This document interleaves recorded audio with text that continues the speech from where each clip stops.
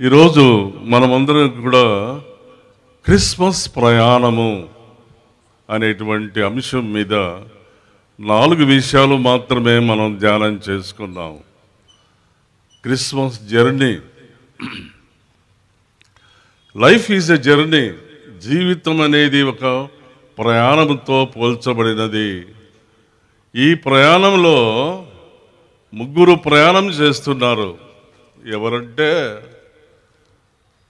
బాలుడైన క్రీస్తు, infant Jesus, లోకరక్షకుడు.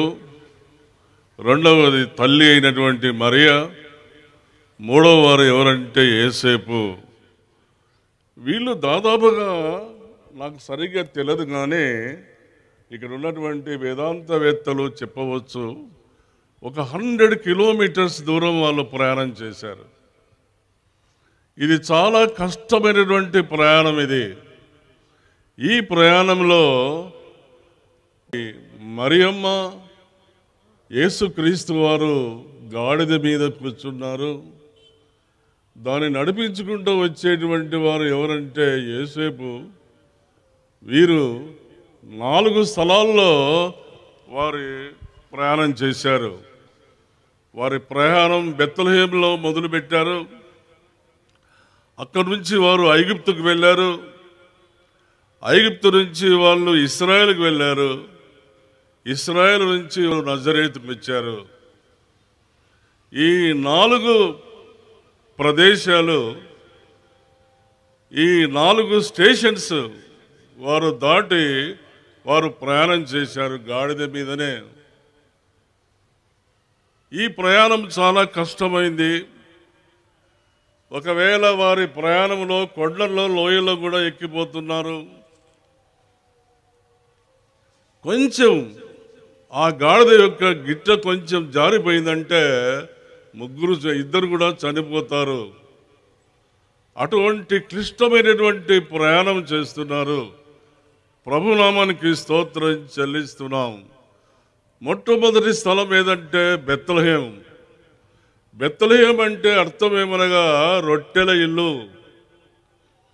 మనుష్యుడు రొట్టె వలన మాత్రం కాదు, కానీ దేవుని యొక్క వాక్యం వలన జీవించుదని దేవుని వాక్యంలో రాయబడింది. ప్రభునామానికి స్తోత్రం చెల్లిస్తున్నాం. ఈరోజు మన ప్రయాణం కూడా పరదేశంలో నుండి స్వదేశానికి మనం వెళుతున్నాం. ఒకసారి నేను ట్రైన్లో ప్రయాణం చేస్తున్నాను. నా ఎదుట ఒక అమ్మాయి కూర్చుంది. అమ్మాయి దాదాపు 2 అవర్స్ ఆ ట్రైన్లో కూర్చున్నాము. ఆ 2 అవర్స్ అమ్మాయి ఏడుస్తూనే కూర్చుంది. ఎందుకు ఈ అమ్మాయి ఏడుస్తుందని మేము చాలా ఆలోచన చేశాము. ప్రక్కన పెద్ద ఆయన ఉంటే వాళ్ళ అంకులు ఎవరో నాకు తెలియదు. అడిగినాం మేము, ఎందుకమ్మా అమ్మాయి ఏడుస్తుందంటే ఆయన చెప్పిన మాట ఏంటంటే, ఆ అమ్మాయి అత్తగారింటికి పోతుందంట. ఇక్కడ చాలామంది స్త్రీలు ఉన్నారు. మీకు పుట్టినిల్లు ఇష్టమా, అత్తగారింటి ఇల్లు ఇష్టమా?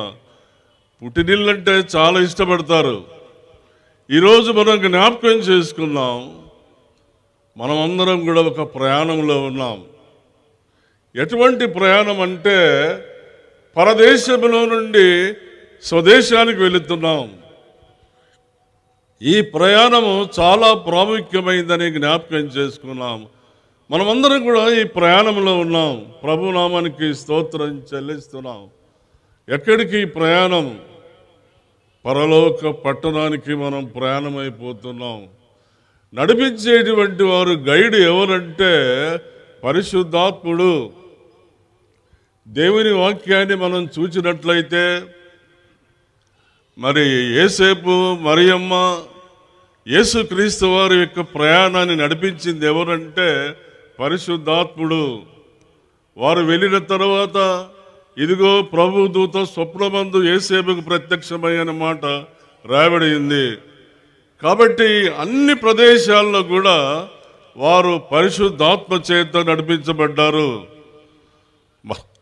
మన ప్రయాణం కూడా దేవుడు సఫలం చేయాలంటే, ఆ గమ్యం చేరాలంటే, ఆ పరలోక పట్టణాన్ని మనం చేరాలంటే మనమందరం కూడా పరిశుద్ధాత్మ చేత నడిపించబడవలసిన వారమై ఉంటున్నాం. అబ్రహాం ఒక ప్రయాణం చేశాడు. అది ఎటువంటి ప్రయాణం అంటే అది ఒక విశ్వాస యాత్ర. అది ఎలియాజరు ప్రయాణం చేశాడు. ఇస్సాకుకు సాటి అయిన సహాయకురాలు తీసుకొని వచ్చినప్పుడు ఆయన చెప్పిన మాట ఏంటంటే, యెహోవా నా ప్రయాణమును సఫలం చేశాను. ఈరోజు మనమందరం కూడా ఈ జీవిత ప్రయాణంలో ప్రభు యొక్క సన్నిధికి చేరితే, పరలోక రాజ్యంలో మనం ప్రవేశిస్తే యెహోవా మన ప్రయాణమును సఫలం చేసినట్లే. హానోకు 365 సంవత్సరాలు ఆయన ప్రయాణం చేశాడు.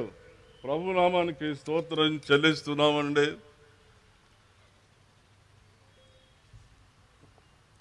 ఆయన దేవునితో కూడా ప్రయాణం చేశాడు. 365 సంవత్సరాలు ప్రయాణం చేశాడు. కాబట్టి ఈరోజు మొట్టమొదటి ప్రాముఖ్యమైన సంగతి ఏమంటే బెత్లెహేము, రొట్టెల ఇల్లు. రొట్టెల ఇల్లు అంటే దేవుని యొక్క వాక్యం. అయినరా దేవుడు మన చేతికి దైవ గ్రంథాన్ని అనుగ్రహించాడు. ఈ వాక్యాన్ని మనం చదువుతున్నామా? ఈ వాక్యాన్ని మనం ధ్యానిస్తున్నామా? దివారాత్రము దాన్ని ధ్యానించేవాడు ధన్యుడు. దేవుని యొక్క వాక్యము నెమ్మదిస్తుంది. దేవుని యొక్క వాక్యము స్వస్థత ఇస్తుంది. దేవుని వాక్యము శక్తి ఇస్తుంది. దేవుని యొక్క వాక్యం బహు వేగముగా పరిగెత్తుతుంది. ప్రభునామానికి స్తోత్రం చెల్లిస్తున్నాం. దాదాపుగా 60 సంవత్సరాల క్రితం మాసిలామణి గారు కర్నూలుకి వచ్చి ఆయన మంచి వాక్యం చెప్పాడు. బైబిల్లో నుంచి 147వ కీర్తన ఎన్నో వచ్చినవంటే ఆయన చెప్పిన వాక్యం ఏమనగా, the word of God run swiftly. దేవుని యొక్క వాక్యం బహు త్వరగా వ్యాపిస్తుంది, పరిగెత్తుతుంది. ప్రభునామానికి వందనములు, స్తోత్రం చెల్లిస్తున్నాం. దేవుని యొక్క వాక్యము శక్తినిస్తుంది. దావీదు మహారాజు అంటాడు, నేను పాపము చేయకూడనట్లు నీ వాక్యములు నా హృదయంలో ఉంచుకొని ఉన్నాను. ఈ రాత్రి సమయమున నీ జీవితంలో నా జీవితంలో మొట్టమొదటి అనుభవం వచ్చేదంటే back to the Bible. Bible దగ్గరికి రండి. ఈరోజు పొద్దున ఎంతమంది వాక్యాన్ని చదివారండి? శక్తినిచ్చేటువంటి వాక్యం. నేను నా సాక్ష్యం ఏంటంటే, ఈ సంవత్సరం క్రిస్మస్ నాది 84వ క్రిస్మస్. ఇది 84 సంవత్సరాలు దేవుడు నన్ను కాపాడినాడు. నేను ఎంతో ఆనందిస్తున్నాను. ఈ సంవత్సరం నేను క్రిస్మస్ చేసుకుంటున్నాను. ఈ శక్తి ఏ రీతిగా మనకు కలుగుతుందంటే ఒకటి దేవుని యొక్క వాక్యం వల్ల. నేను చిన్న మనవి చేస్తున్నాను, అనుభవపూర్వకంగా చెప్తున్నాను. దేవుని వాక్యాన్ని చదవండి. బైబిల్లో రాబడినటువంటి మాట ఏమంటే, దేవుని వాక్యాన్ని ధ్యానించండి, దేవుని వాక్యాన్ని పరిశోధించి చదవండి. అప్పుడు నెమ్మదిస్తాడు. ఆయనే నీకు శక్తినిస్తాడు, నీకు స్వస్థత ఇస్తాడు, నీకు ఆయన పరలోక బలాన్ని అనుగ్రహిస్తాడని నేను జ్ఞాపకం చేస్తున్నాను. ప్రభునామానికి మహిమ కలుగును గాక. నేను త్వరగా చెప్తున్నాను. 2వ స్థలము ఏదండి? ఏది? ఐగుప్తు. దేవునికి స్తోత్రం చెల్లిస్తున్నాం. ఇక రాబడినటువంటి మాట ఏమనగా, అప్పుడతడు రాత్రి వేళ శిష్యువును తల్లిని తోడుకొని ఐగుప్తునకు వెళ్ళి, ఐగుప్తులో నా కుమారుని పిలిచి తిని అని ప్రవక్త ద్వారా ప్రభు సెలవిచ్చిన మాట నెరవేర్చబడినట్లు హేరోదు మరణం వరకు అక్కడనే ఉండెను. ఐగుప్తులో 2వ స్థానం. ఐగుప్తు అనేటువంటి మాటకు ఏంటంటే అర్థం శ్రమలకు సూచనగా ఉంది. ప్రభునామానికి స్తోత్రం చెల్లిస్తున్నాం. First the word of the Lord, second వచ్చేదంటే the wisdom of the Lord. మోషే భక్తుడు వాక్యంలో 91 కీర్తనలో రాబడిన మాట ఏమనగా, దేవుని యొక్క జ్ఞానాన్ని మనం సంపాదించాలా. The wisdom of the Lord. ప్రభునామానికి స్తోత్రం చెల్లిస్తున్నాం. ఈ ఉదయ కాలమందు మోషే భక్తుడు ఆయన ఒక తీర్మానం చేసుకున్నాడు. అదేమనగా ప్రభునామానికి స్తోత్రం చెల్లిస్తామండి. దేవుని యొక్క వాక్యములో నుంచి ఒక వాక్యమే నేను చదువుతాను. ఆ వాక్యం ఏమనగా, మోషే పెద్దవాడైనప్పుడు ఫరో కుమార్తె యొక్క కుమారుడు అనిపించడానికి ఇష్టపడలేదు, కానీ ఆయన దేవుని యొక్క సేవ చేయుటకు, దేవుని ప్రజల మధ్య శ్రమపడ్డకు ఆయన తీర్మానం చేసుకున్నాడు. ఈరోజు మనమందరూ కూడా జ్ఞాపకం చేసుకున్నాలా, ఇది శ్రమల మార్గం. ప్రభునామానికి స్తోత్రం చెల్లిస్తున్నామండి. ఈరోజు దేని ఎన్నుకుంటున్నాం మనం శ్రమల మార్గాల్లో? అబ్రహాము హెబ్రోను ఎన్నుకున్నాడు, లోతైతే సొదొమ గొమొర్రాను ఎన్నుకున్నాడు. ఈరోజు మన వాక్యంలో రాబడినటువంటి మాట ఏమనగా, నాశనములకు ముందు గర్వము నడుచును. ప్రభునామానికి స్తోత్రం చెల్లిస్తున్నాం.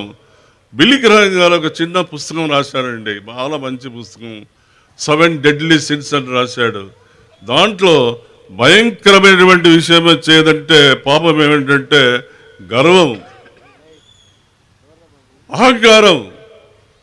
ఈరోజు బైబిల్లో మనం ఏం చదువుతున్నామంటే, ఈ క్రిస్మస్ రోజు మనం ఏం నేర్చుకున్నామనగా, ఇక్కడ రాబడినటువంటి మాట ఏంటంటే, ప్రభునామానికి స్తోత్రం చెల్లిస్తున్నాం. దేవుని యొక్క వాక్యంలో మరి మత్తయి సువార్త 2వ అధ్యాయంలో రాబడిన మాట ఏమనగా, హేరోదు చనిపోయిన తరువాత ఇదిగో ప్రభువు దూత ఐగుప్తులో యోసేపుకు స్వప్నమందు ప్రత్యక్షమై, నీవు లేచి శిశువును తల్లిని తోడుకొని ఇశ్రాయేలుకు వెళ్ళుము.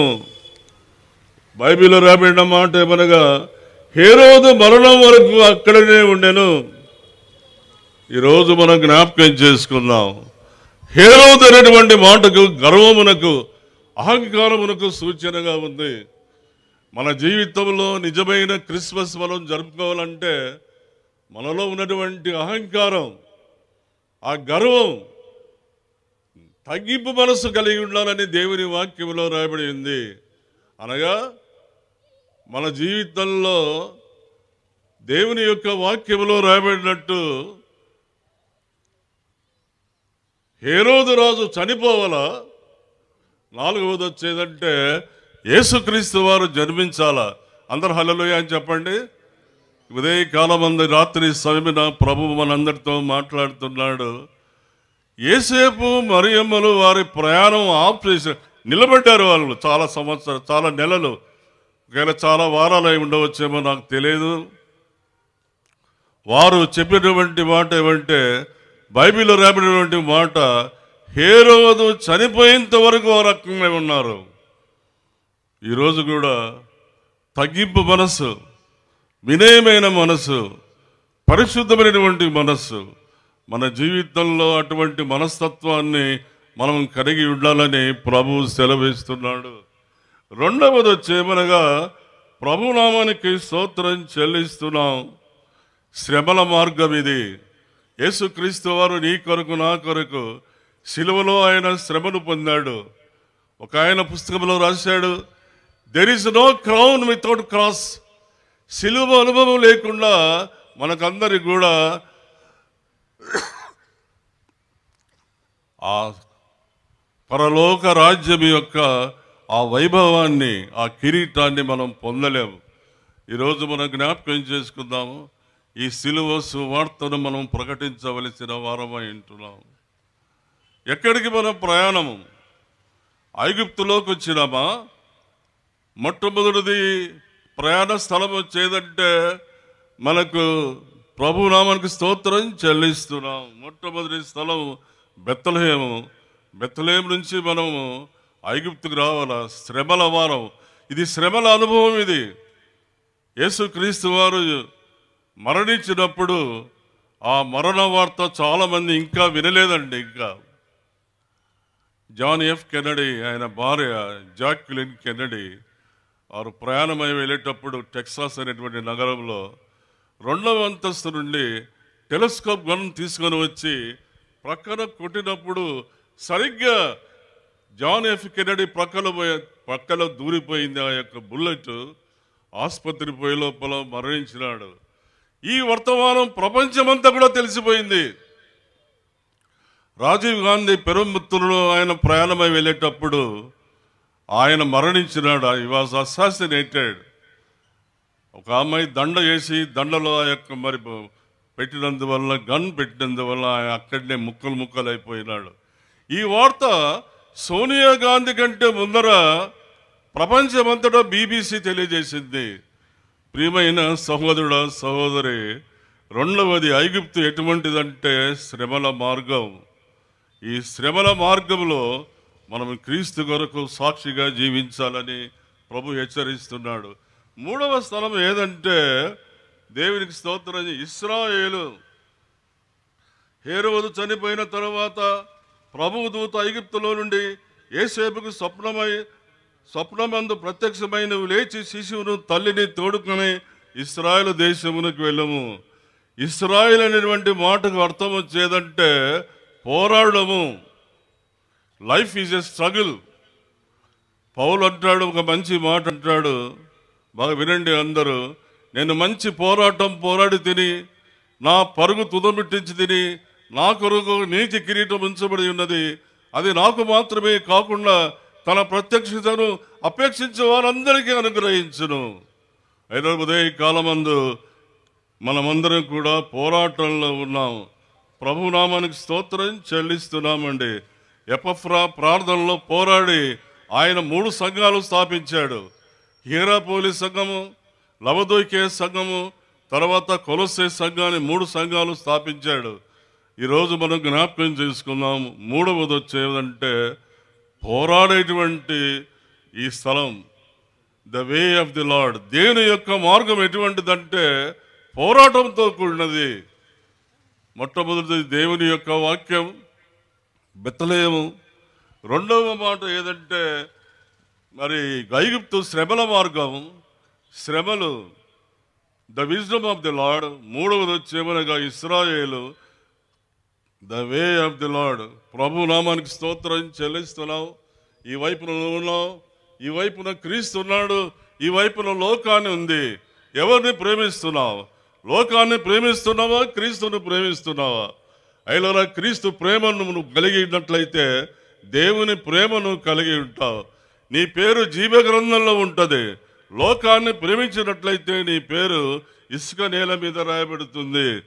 నీవు దేవుని ప్రేమించినట్లయితే దేవునికి మిత్రుగా ఉంటావు. లోకాన్ని ప్రేమించినట్లయితే దేవునికి శత్రుగా ఉంటావు. నేను ఆఖరణ ఒకటి చెప్పి ముగిస్తాను 2-3 నిమిషాల్లో. 4వ స్థలం ఏమనగా దేవుని వాక్యంలో రాబడినటువంటి మాట. మొట్టమొదటి స్థలం బెత్లెహేము. ఈ ప్రయాణంలో 2వ స్థలము ఐగుప్తు. బెత్లెహేము అనగా దేవుని యొక్క వాక్యము, ఐగుప్తు అనగా శ్రమల మార్గం, 3వది ఇశ్రాయేల్ అనగా ప్రభునామానికి స్తోత్రం చెల్లిస్తున్నాం, పోరాటము, the way of the lord, the word of the lord, the wisdom of the lord, the way of the lord. ఆఖరి ఒకటి చెప్పి నేను త్వరగా ముగిస్తాను. ఆఖరిది ఏమంటే నజరేతు. దేవుని వాక్యములో రాబడిన మాట ఏమనగా, అయితే అర్కలేయు తన తండ్రి అయిన హేరోదుకు ప్రతిగా యూదయ దేశమును ఏలుచున్నాడని అక్కడ వెళ్ళవెరిచి స్వప్నమందు దేవుని చేత బోధించబడిన వాడై గలిలయ ప్రాంతమునకు వెళ్ళి నజరేత్ అనే ఊరికి వచ్చి అక్కడ కాపురముండెను. నజరేత్ అనే మాటకు ఏంటంటే చిగిరించుట లేక ఫలించుట. The will of the Lord. దేవుని యొక్క చిత్తం ఏంటంటే నువ్వు ఈ లోకంలో ఫలించాలా. నీ దేవుడు నీ ఎడల నా ఎడల ఒక ప్రత్యేకమైన ఉద్దేశం కలిగి ఉన్నాడు.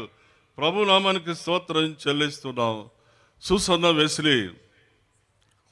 వెస్లీ వాళ్ళ కుటుంబంలో 19 మంది పిల్లలు ఉన్నారు. వాళ్ళకు 19 మంది పిల్లల్లో తల్లి యొక్క ప్రార్థన వలన 2 సేవకులైనారు. ఒకరు జాన్ వెస్లీ, ఇంకొకరు చార్లెస్ వెస్లీ. ప్రభు నామానికి స్తోత్రం చెల్లిస్తున్నామండి. జాన్ వెస్లీ దేవుని కొరకు 2 కూడా ఫలించారండి. ఆయన ప్రతిరోజు 250 కిలోమీటర్లు గుర్రం మీద వెళ్ళి సువార్తను ప్రకటించేవాడు. ఆయన చనిపోయే లోపల 40,000 ప్రసంగాలు చేశాడు. 400 పుస్తకాలు ఆయన రాశాడు. 10 భాషలు నేర్చుకొని రక్షణ సువార్త అనేక మందికి ప్రకటించి అమెరికా దేశంలో మెథడిస్ట్ సంఘాన్ని స్థాపించాడు. అందరూ హల్లెలూయా అని చెప్పండి. ప్రభునామానికి స్తోత్రం చెల్లిస్తున్నాం. ఆయన బ్రదర్ ఉన్నాడు ఒక ఆయన పేరేం పేరంటే చార్లెస్ వెస్లీ. చార్లెస్ వెస్లీ కొన్ని వేల పాటలు రాశారండి. ఆయన అడిగినాడు, నువ్వు రాసిన పాటల్లో ఏది మంచి పాట, best, what is your best song అంటే ఆయన చెప్పిన మాట ఏంటంటే, her the Harold Angel Singh, దూత పాట పాడుడి.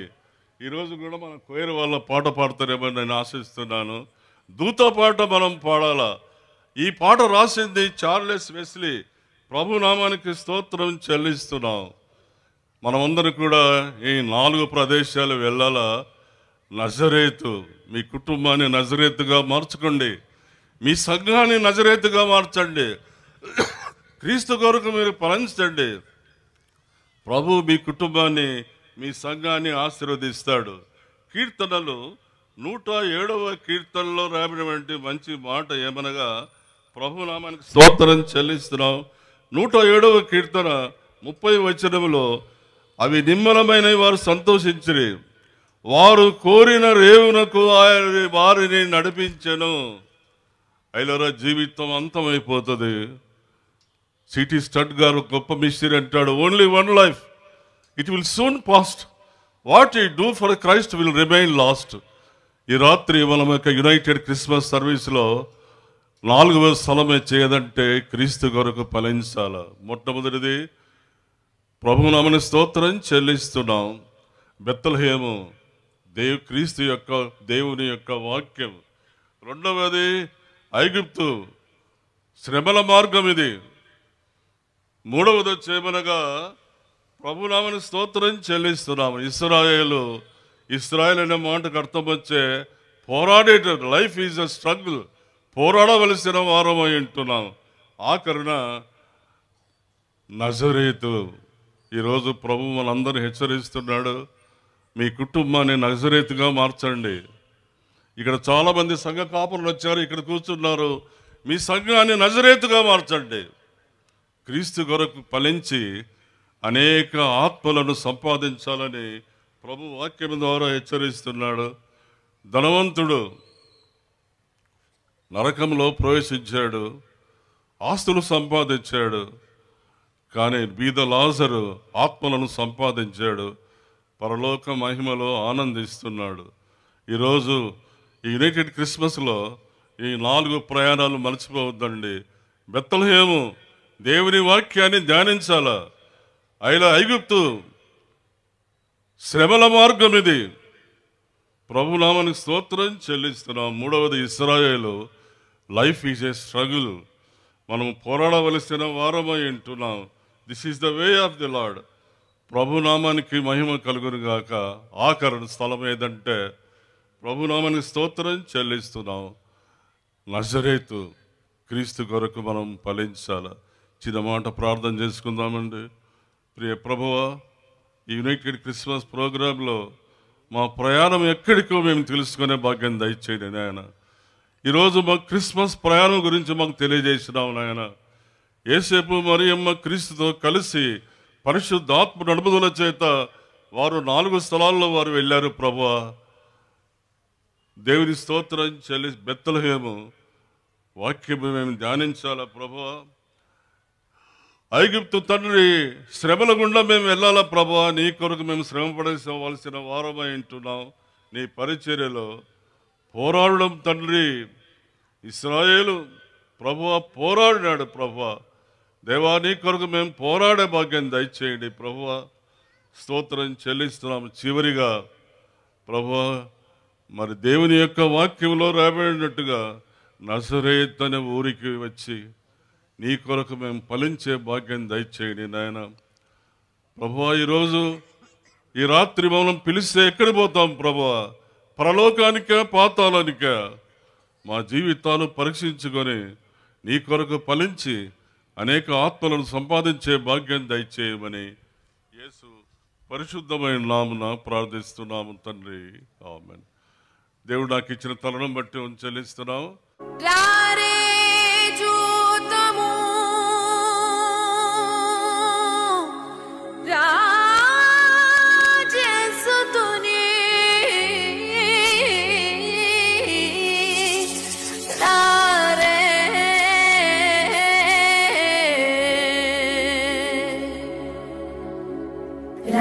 अच्युतमो राजसुतने रे जगन्नाथाय